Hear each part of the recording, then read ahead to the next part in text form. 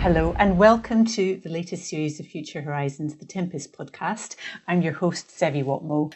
Just ahead of the Farnborough Air Show last year, the new UK government launched its Strategic Defence Review and Defence Industrial Strategy, which aimed to align national security with economic growth. In this series, we focus on these strategies and the role that Team Tempest will play in their delivery as part of the Global Combat Air Programme. To help us explore these themes, business development leads from our Team Tempest industrial partners will join us throughout the series with guests from the military and industrial sectors. For this episode, I am delighted to introduce Douglas Barry, Senior Fellow for Military Aerospace, International Institute for Strategic Studies. Hi, Zevi. Dave Morris, Leonardo Head of Campaigns for Future Combat Air, GCAP. Good afternoon, Zevi. Great to be here.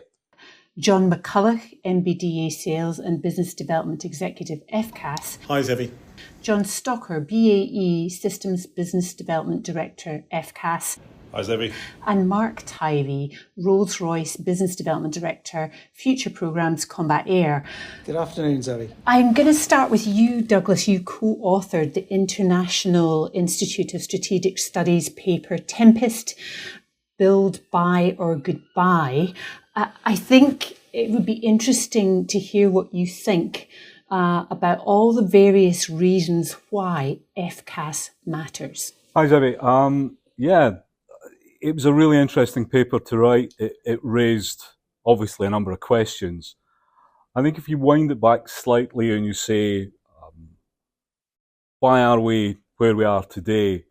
I think, and it's a phrase I don't particularly like, but I'll use it anyway. I think that there was an inflection point where the UK had probably three choices to make. It could effectively decide it was going to get out of the air combat sector beyond the F-35 and Typhoon. And in fact, if you go back to the early 2000s, there was a line of thought that said that might be the way we would go. An alternative is you say, well, actually, we're going to head towards the US. We'll look at a transatlantic relationship. And the third option was you look to sustain your defence industrial base in terms of defence aerospace. How do you go about doing that? Obviously, doing it at the national level, given the kinds of platforms you're going to need, or we're collectively going to need out into the 2040s and beyond, a national level programme was just basically not beyond our means in terms of the technology, but in terms of funding the programme. So that pushes you towards a cooperative programme. Traditionally done within the European context, I think the UK, if you like, looked to widen its horizons in that sense. Obviously, Japan is a key GCAP partner. In terms of why we're looking at the kind of platforms that we are, I think if you think about the threat environment out to the 2040s, Typhoon, F-35, that force mix, up until then, capable, will be able to address most of the threats, but if from the mid-2030s on, gets more and more demanding, more and more challenging.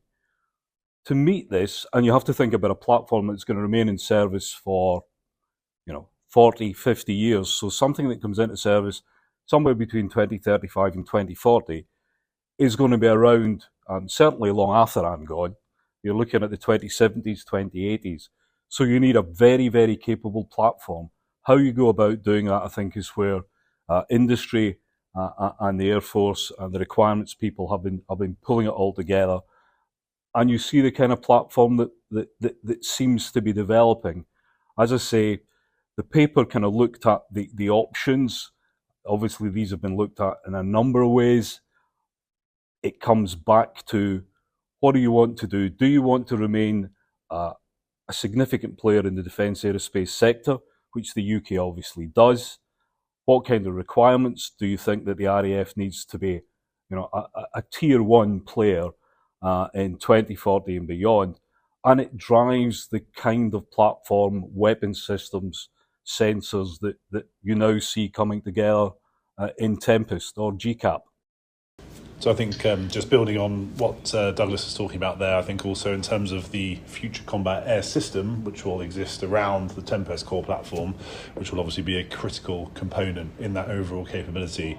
I think this is part of a broader trend where, again, the UK, as Douglas refers to, is can be a leader and is being a leader in this space of developing what is next generation capability about. It's about connectivity, it's about data exploitation, it's about sensor fusion, it's about seamless transfer and analysis of that information and the ability to act on that information in a timely fashion. And that's where the FCAS program, more broadly beyond the core platform as well, will be a marquee program, certainly in the air sector context from a UK and again, more broadly with allies. That will be a key driver for that evolution of military capability, which will have multi-domain benefits as well from a UK point of view. So we certainly see the FCAS program as being one of the key cornerstones of next generation capability across domains, as well as clearly, particularly within the air domain itself. That's an interesting point, because it leads me to the next question, which is really how is the FCAS's ability to operate in an information-rich battlefield going to be a game changer for the UK's combat air capability? What will be the signature of its capability in that incredibly challenging environment where you've got to fuse together a lot of data and a lot of interpretation within seconds? That also highlights, to your question, the critical nature of ensuring the assurance of said data transfer between the assets, be they within the future combat air system itself, or be they out with into the broader air system. How do you survive in that data-rich environment? Because again, clearly we're not the only people in the world, the only side, shall we say, in the world that are doing this sort of thing. So therefore, as part of that survivability question, with the fantastic amounts of power being generated, for example, from the apparent propulsion system into the extremely high power sensing radar systems and everything that will be a part of the solution in longer term, how do you integrate that in a low observable fashion? That's where obviously part of our role as the lead systems integrator kicks in, is to create that survivable. It's not a red hotspot on everybody's sensing systems, clearly, in this incredibly data-rich and sensor-rich environment we're all operating in. So that is the key, and that's where the UK has some unique capabilities, and with our partners, of course, in Japan and Italy on the core platform, we have a unique opportunity to leap forward in both technological, military capability terms, but also industrially, and the skills, and it just drives the agenda forward on so many different fronts. And this is where 6th gen and next gen becomes important. The completely integrated nature of all the systems within the system of systems is really important for the next generation. That's what makes it different. That's what makes what we are doing collectively very important. And it's difficult. Let's not step away from this. Is a difficult thing to do, but we can do it, and we are doing it. And the other thing is, we kind of focus on the effect that the aircraft will have, which is only natural. I think we all love aircraft around this table, but it enables us to produce a better system for the operator, for the people who are flying and people who are maintaining, particularly the people who are maintaining this aircraft.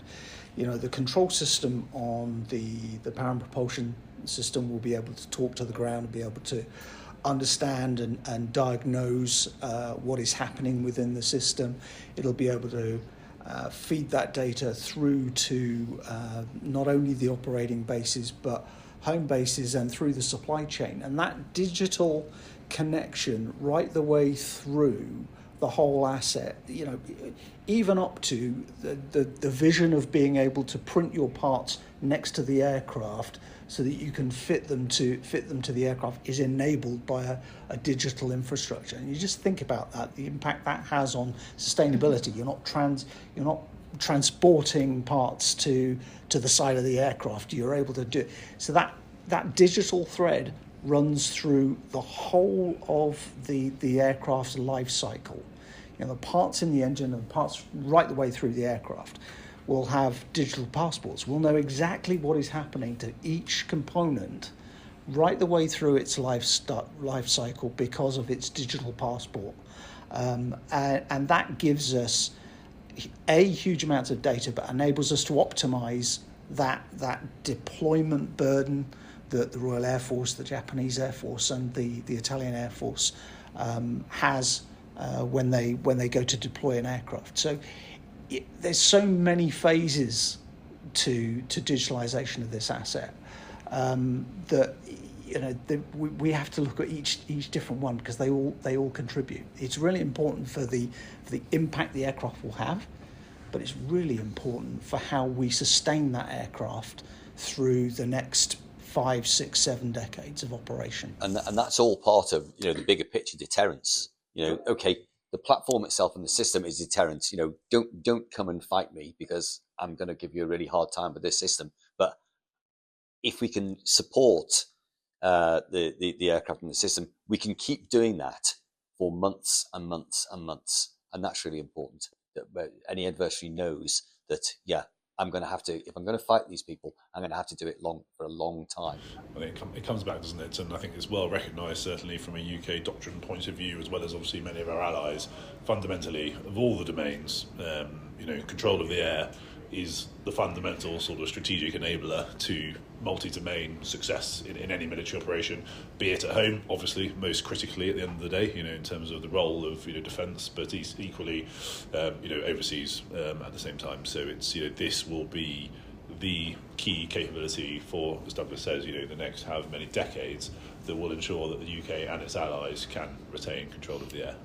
In this setting, so freedom of action and freedom of modification are very important aspects of this capability. And why do you think sovereign capability and the sustainable skill set that go along with it are so important to maintain our unique position of creating this indigenous technology? We need the sovereign capability because our priorities may be different to somebody else's. You need to be able to do it quickly. And it's going to be a very fast-paced war in the future, and the adversary technology will update very quickly, and we need to be able to do that quicker than they do. And that sovereign capability, being able to say, right, we need this mode change, this weapon change, and we need it done within a day. We can only do that if we control it ourselves, and it's really important we have that capability to modify either the platform or probably more the software to be able to react very, very quickly. And we can only do that quickly if we control it ourselves. I think that's as simple as that, really, isn't it, Douglas? Yeah. I suppose one of the things that sometimes gets missed in the kind of sovereign capability debate is, I use a propulsion analogy, if you like, is the US for a long time liked to have one airframe, 2 engine approaches, just in case one of the engine designs didn't quite work out as planned, or there was a problem and you suddenly had to take all of that engine fleet out of service to modify it. With sovereign capability, what you provide is you provide your allies with an alternative. So if something if there's a weakness that arises somewhere, you may have another way of dealing with the problem. You haven't put all your eggs in the one basket. It's a horrible analogy. Anyway. You haven't put all your software in the one basket. So you've got that kind of parallel track that gives you just a bit more resilience than you might otherwise have. I also think it makes us an attractive program for export, frankly, freedom of modification. We're not selling one complete system which can never change or never modify, and that freedom to be able to do that. And I think that marks us out against other programs, improves our potential for exportability, and keeps the UK combat air industry at the forefront of what is a global marketplace. And as we are forming different relationships, you see the AUKUS relationship forming across the world, and our own program reaching out to Japan, it's increasingly going from continental relationships to intercontinental relationships, and that interoperability of the aircraft and that flexibility of the aircraft means that I think will be an attractive proposition for a number of different customers. There is also a strategic policy consideration around this in terms of the UK's position in the world. You talk about Permanent 5, United Nations, Security Council member, a leader in NATO. Again, a very active foreign policy around the world. The UK has a critical asset in its basket in its combat air industry, and obviously its ability to deliver, back to your point about why freedom of modification action matters, deliver policy around the world in different ways at different times, supporting partnerships, supporting allies, enforcing the international rules-based system, whatever it might be, and to be able to do that, the UK must have certain levers it can pull, and this is one of those levers fundamentally that allows the UK to deliver policy. Now, of course, if the UK wishes to change policy, that's a separate question, but as things stand, the UK has a very clear position, a clear set of objectives around the world. I think going back to Mark's point on the export, for an export customer, having a non-US product that it can add to its own mix, because most of our export customers will no doubt have some US military equipment, which comes with benefits, but also disadvantages in that they're sort of tied into that one system. So having an alternative supplier of a proper 6th gen quality combat system, I think will be seen as an advantage of GCAP on the export market. Yeah, and I think and again building on that, look at Italy, Japan, and the United Kingdom. We're all F-35 operators. We are designing GCAP in mind with a flexible F-35 GCAP mix in place, and really what that says is that we're not only compatible with operating with the F-35, well, that is our intent, but we augment the capability of the F-35. Operators who operate a mixed fleet will have the ability to perform a higher number of greater range of missions than they can currently do with an F-35 fleet solely, as good as that aircraft is. And you've discussed there the importance of modularity of design. How is the development of future capability not yet defined being accounted for within the programme from each of your perspectives? So from LSI, Lead Systems Integrator point of view, under the UK broader FCAS programme, again, working with all the partners and obviously the MOD team, it's easy to get distracted by the core platform element, of course, because it's such a phenomenal and monumental sort of activity in itself and the GCAP. But let's be clear, the UK programme is FCAS, and that is what we are collectively getting after as well.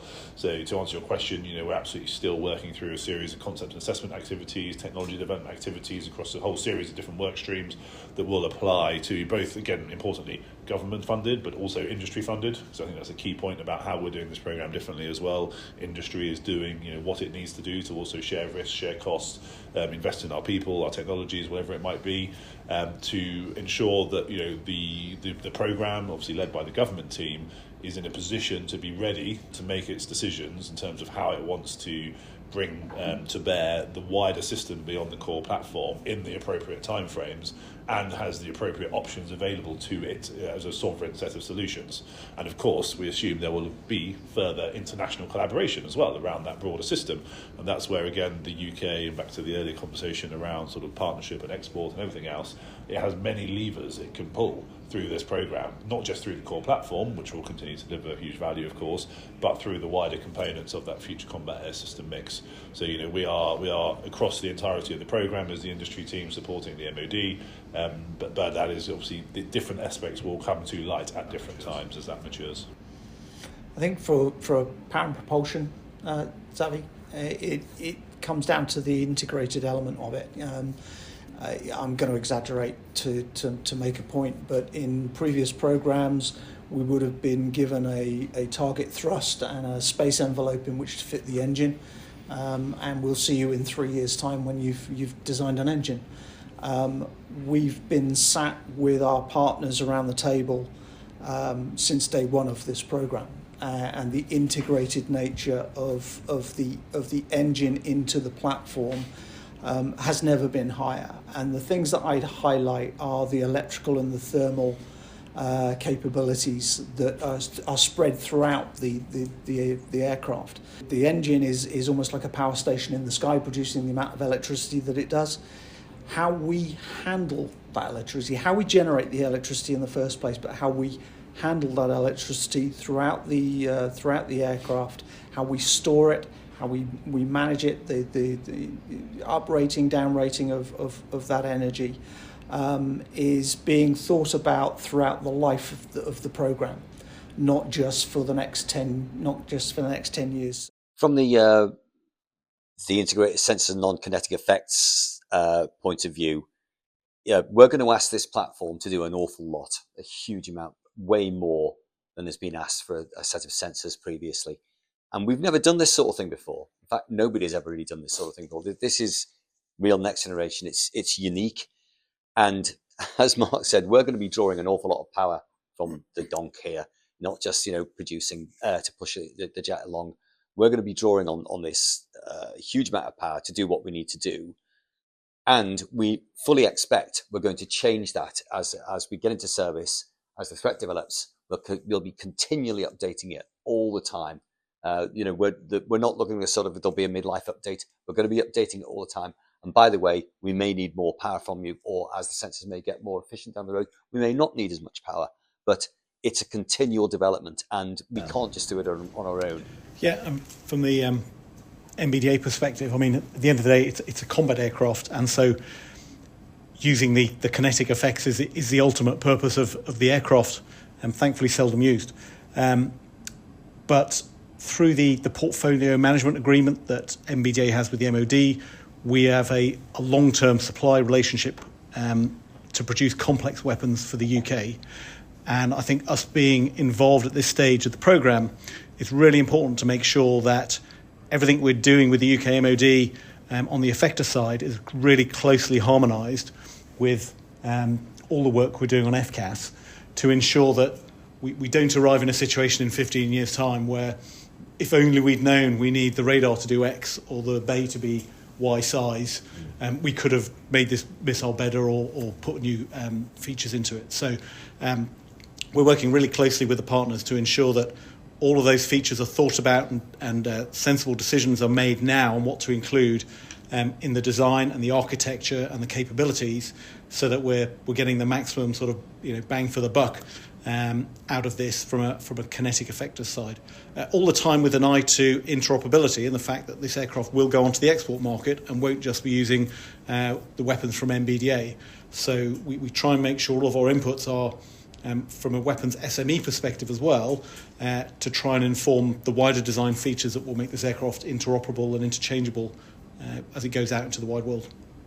And talking about the wide world, how are international partnerships going to be fundamental to addressing future threat environment and, the development of the future combat air capability? To wind it back to what I was saying at the start, and the study that we did at the Institute. So obviously one of the options is a national-only programme. Simply in terms of cost, procurement, offtake, not the right way to go, really. So you then look at international partnerships. Traditionally, the UK has either done that in the context of European partners, or in the case of the F-35, with the US. I mean, the kind of fascinating, or in terms of the international relationship, obviously, I think the most fascinating piece for of this kind of construct is Japan. Not necessarily somebody or a country you would think of as an immediate partner of the UK, but obviously there are relationships on the civil propulsion side of the house. There's a relationship on the rotary side of the house. There's a relationship, and there was kind of growing interest in the UK in building deeper defence ties with Japan for a number of reasons, not least of all kind of prosperity agenda. In that sense, you have the Indo-Pacific tilt, which actually I think in a way has been kind of retrospectively justified by AUKUS and by GCAP. They actually give form and structure to something which in many ways was actually quite kind of vague. And now we have two very concrete projects of very, very long-term significance. So you build that kind of what is currently a tri-national programme. I think, as John suggested, it's not beyond the bounds of possibility that over the course of time you'll see additional partners. That will have to be managed carefully, because given the kind of rapid timelines in the project, you don't want anything to kind of disrupt that kind of, there are the kind of pretty serious drivers in terms of when things have got to be ready. And one of the difficulties, obviously, is if you introduce a new partner at an inopportune time, you've then got to start to juggle. That might knock things back. That, I think, you get the sense that from a kind of operator and a national perspective amongst the three partners, they don't want to see that.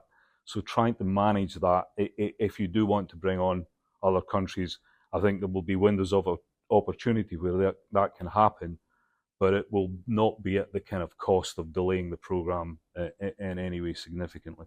So I suppose it's a kind of long-winded way of saying it was almost certainly always going to be an international programme. It could have been within a purely European construct. That might have been the traditional way to go. I think the choice of Japan is very interesting because the Japanese bring things to the table in terms of technology development. I mean, they've already flown a demonstrator that kind of feeds into this area. Technically extremely competent. And by the way, they will have a significant aircraft offtake. So they will take, a sizable chunk of the program. So you end up looking at, rather than doing a national program where you only buy a fairly limited number of aircraft, in an international context, you benefit from unit cost driven down by scale, and partner technology has been brought to the table. Obviously not just Japan, but Italy in this case, for the UK and Italy, work pretty well together. Yeah, and I think it may. You raised some really good points, Douglas. It makes a lot of sense from a programmatic perspective as well. You were right to highlight. Rolls has had an office in Japan for the last half a decade, and we have revenue sharing partners on the civil side with IHI. So we have a huge amount of respect for their engineering prowess and their pedigree. And they have brought new technologies to the table. So we're able to do trades to ensure that we get the best and most efficient product to our end user. And of course, with Italy, we've had two programs with Italy in Tornado and Typhoon.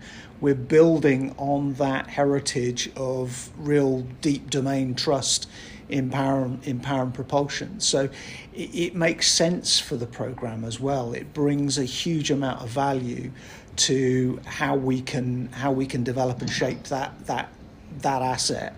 And we are actually developing an engine demonstrator down in Bristol. It will run in the next few years, which will enable us to mature the technologies that each partner is bringing together. That is a critical step in de-risking the design of the engine for the aircraft when we finally get to that stage, and enables us to demonstrate how we can bring different technologies, the best technologies together, and make sure that it all works as a complete and total system. If you look at the UK's combat air strategy, there's the national value framework in there, and I think that's a really helpful context through which to look at these sorts of questions. Number one, especially with the Japan and Japanese and Italian partners, the military capability, the requirement, a really clear joint perspective on this, which has been talked about publicly around how that sits at the heart of why this is happening, and it's a recognition of the 2040 plus horizon we talked about, the threats and everything else. The industrial points, again, the next sort of quadrant there is, as has been touched on, three very capable nations coming together, adding a mix of expertise. Mark's talked about lots of respect, history there, all bringing additional complementary, supplementary elements to this partnership as well. From all three nations. Yes, the UK's got a great industrial base, but it's fantastically enhanced by the partnership that we have with Japan and Italy. You look at from a strategic government perspective, the international partnering, combat air traditionally plays a very overweight, I would describe it as, role in driving strategic partnerships all around the world, be it with European partners. Douglas, as you talked about, and Mark, we've worked with lots of different European partners, especially Italy, Germany, obviously Spain, and France clearly also, and other programs historically, and others in Sweden, as you talked about, Gripen and all sorts of things. But with Japan, it's constantly, regularly referred to, should I say, as the cornerstone of the burgeoning strategic relationship with Japan and the UK is the GCAP program. Equally, traditionally in the Middle East, of course, we have lots of very strong relationships from a UK point of view. And then one mustn't forget also, and speaking to a UK audience, affordability, cost, deliverability. Clearly, simplistically, sharing the costs is a fundamental consideration as to why we're doing this. No one pretends that this is easy or cheap, but it returns enormous value, as we know. It's a value-adding activity. It delivers more value than it costs, but the costs are significant.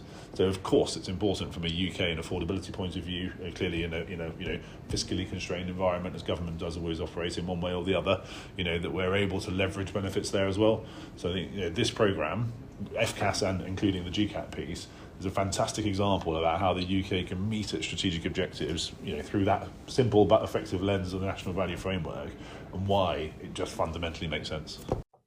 Yeah, I mean, there's only one thing more expensive than combat air, and it's not having combat air. That's what really drives your, that's where you don't. That's a place where you don't want to be. There's always pros and cons to an international collaboration, no matter what it is you're doing. It always, adds complexity, but the advantages here, particularly in the three nations we've got here, ourselves, Italy and Japan, we have a similar view of the world. We certainly have a similar view of the threats that our nations face.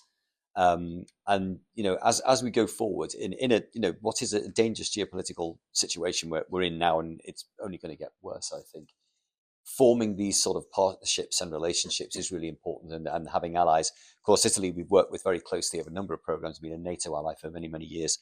With Japan, this is a new thing, but what a great ally to have. So we three nations are moving forward. It's a very similar sort of focus on what we done and similar requirement, which is why we're driving towards what we are. But as you mentioned, the program is open to other partners. But as you said, that may sort of judder the program a little bit as we fit them in, but that's for the future.